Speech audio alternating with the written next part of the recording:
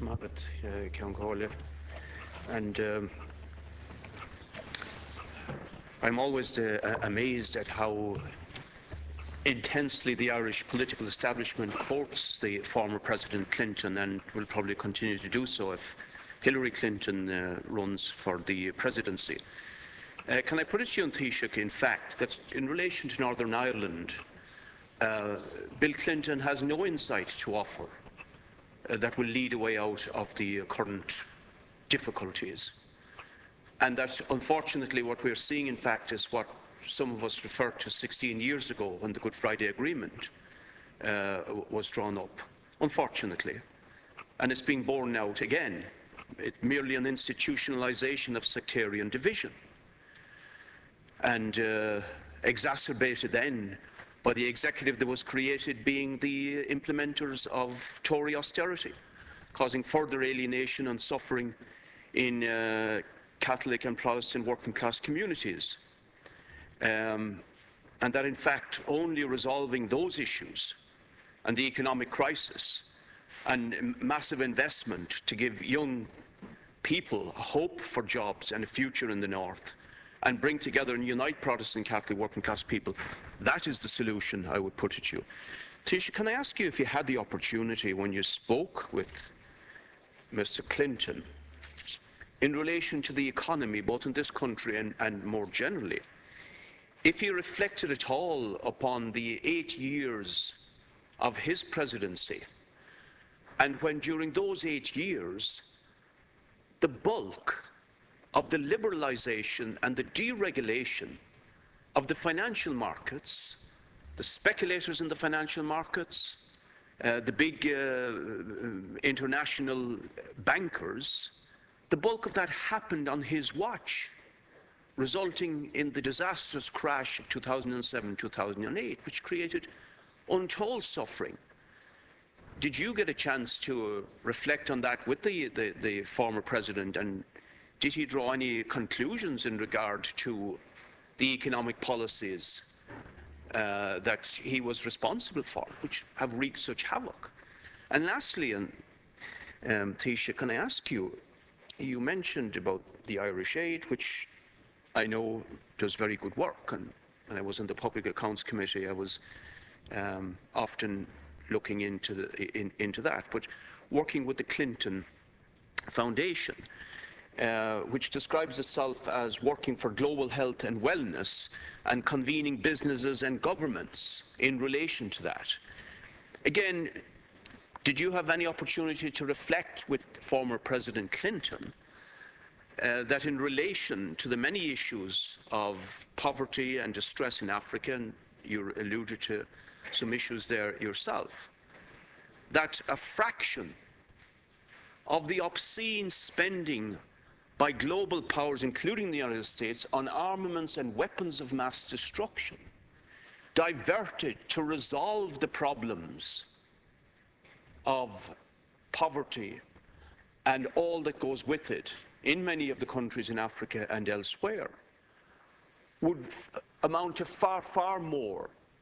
than what is raised in efforts, huge efforts indeed, by very generous people, ordinary people around the world. And did you get a chance to reflect with him on that, and why he has now realized these issues there, but he didn't divert huge resources away from the military spending and weapons of mass destruction when he was the president? And as you know, Taoiseach, when many of the problems, waterborne diseases, which create havoc to people in poor countries, for example, could be resolved in a matter of a few years with the necessary investment in know-how and technique that could be put into there if resources were diverted from the obscene industry of armaments. I'd be curious if you got a chance to reflect on any of those more radical way of looking at the problems of our society and the responsibility of the current global political and economic establishment for those problems. Thank you. Thanks, Higgins. Well, as I said, we did discuss the the President's views on Ukraine and the issue that had arisen in Crimea, and how sudden the annexation of that particular part of the country had taken place. The President was interested in explaining the work of the Clinton Initiative in Africa, Asia and the Middle East. Clearly he has an enormous grasp of the politics of the globe,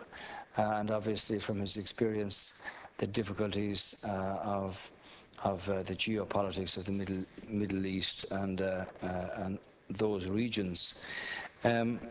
We didn't discuss his own presidency. Clearly, in his first presidency, there were quite a number of difficulties with the economy and decisions that were made. But at the end of the Clinton presidency, the economy was in very strong shape, running strongly with a surplus. Obviously, after the crash, America certainly dealt with its banks in a different way than the decision that was taken at a European level, where